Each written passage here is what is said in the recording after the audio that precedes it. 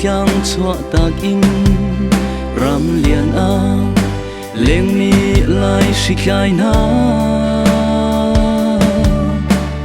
hi zai la sung in zatial ku thei in khaza kan cham piak na nan kalta sem na nu lai klang in lai mi chu pa thian pha kan si lai mi chu din nak pha kan si lai mi chu zum nak dan mi kan si na phak nak ram le na nak mun a lai par to lang ter in pathian pha lai mi nun zia khau la ram dang nun chong la ram dang zia chong la ram dang mui sam keng la lai mi chu Giêsu mui chuang u si lai va kok ti bang dot nang kha khau la nakal tak thai sung le chung khar zo thiên lung kil in phial la lai mi chu pa thiam pha kan si lai mi chu din nak pha kan si lai mi chu zum nak dan mi kan si na phak nak ram le na nak mun a lai par do lang ter in pathian pha lai mi nun zia khau la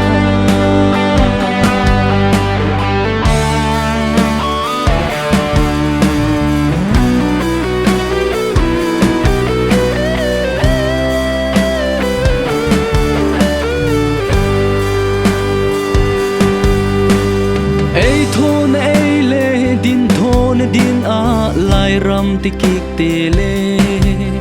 lai bu ti ba shum thu zong phial la handbag na bay le suitcase na bay a lai pai per zong phial la ma ngal lau phun khau na si sual la lai mi chu pa thian pha kan si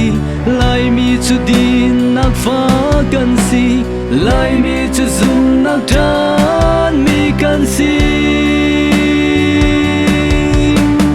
na phak nak ram le na nak mun a lai par do lang ter in pathian pha lai mi nun zia khau la in tha le lo tha tang liao a lai in te kha phial la tum put le lai sum suk te zong kha i khun le i pha tha ni liao a lai tap chap kha phial la chu chu nang na chua sem na asi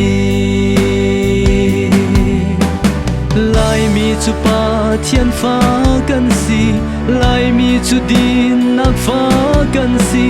lai mi chu zum nak dan mi kan si